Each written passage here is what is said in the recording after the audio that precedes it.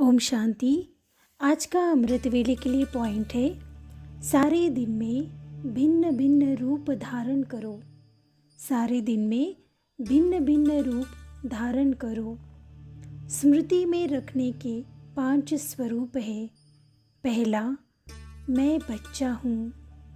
दूसरा, मैं godly student हूँ। तीसरा, मैं रूहानी यात्री हूँ। चौथा, मैं योद्धा हूँ। और पांचवा, मैं ईश्वरीय व खुदाई खिदमतगार हूँ। बाबा कहते यह 5 स्वरूप सारे दिन में भिन्न भिन्न रूप में स्मृति में रखो, उसे धारण करो। जैसे बाप दादा के 3 मुख्य रूप है तो सर्व संबंध, फिर भी 3 संबंध मुख्य है ना। ऐसे ही सारे दिन के अंदर आपके भी मुख्य 3 रूप आपको याद रहने चाहिए। जैसे बाबा कहते, बाबा के रूप है बाप, टीचर और सतगुरु। तो बाबा कहते जैसे मेरे 3 स्वरूप मुख्य है, ऐसे ही आप बच्चों के भी 3 स्वरूप है, उसे आपको याद रखना है। जैसे बाल अवस्था, युवा अवस्था और वृद्ध अवस्था होती है, फिर मृत्यु होती है। यह चक्र चलता है ना। तो सारे दिन में 3 रूप कौन से याद रहे, जिससे स्मृति भी सहज रहे और सफलता भी ज़्यादा हो। बाबा कहते जैसे बाप के यह 3 रूप वर्णन करते हो, अर्थात बाप, टीचर, सतगुरु, वैसे ही आपके भी 3 रूप है। कौन से है वो? सवेरे सवेरे अमृत वेले जब उठते हो और याद की यात्रा में रहते हो व रूह रिहान करते हो, तो उस समय का रूप कौन सा होता है? बाबा कहते कि जब आप सारे बच्चे सवेरे सवेरे उठते हो तो क्या स्मृति में लाते हो? कौन सा रूप याद आता है? बालक सो मालिक।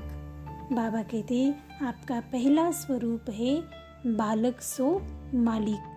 हम बाबा के बच्चे हैं और मालिक भी है, अर्थात बाबा भी मालिक है तो हम बच्चे भी बाप जैसे मालिक है।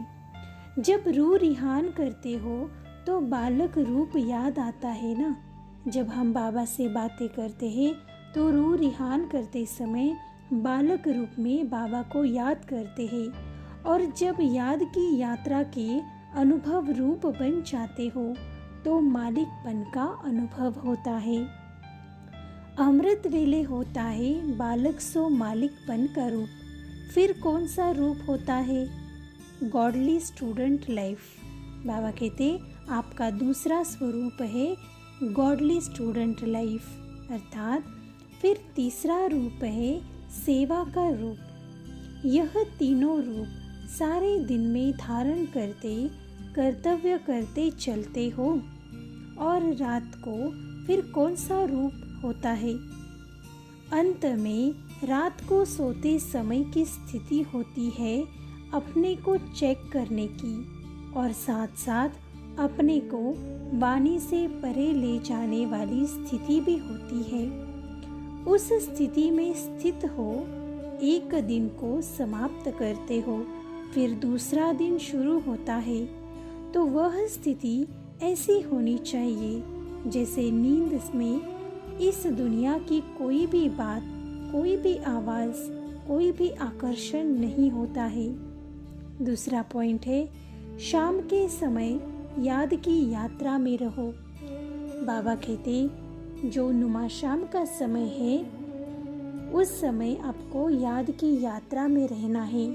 बाबा कहते शाम के समय भी 7 से 7:30 तक यह समय विशेष अच्छा होता है। जैसे अमृत वेले का सतोगुणी टाइम होता है, वैसे ही यह शाम का टाइम भी बहुत सतोगुणी होता है। सैर पर भी इसी टाइम निकलते हैं। तीसरा पॉइंट है रोज रात्रि को अपना पोतामेल चेक करो। बाबा कहते रोज रात्रि अपना पोतामेल चेक करो। आप लोग अमृत वेले से लेकर रात्रि तक प्रैक्टिकल मन, वाणी व कर्म तीनों का एक लेख व लेखा लिखते हो।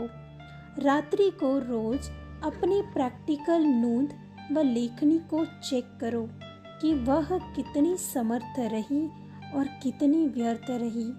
बाबा कहते कि सारे दिन में आपने जो कर्म किए हैं वो बाबा कहते कि उसको चेक करना है कि वह कर्म कितने समर्थ रहे हैं और कितने व्यर्थ रहे हैं।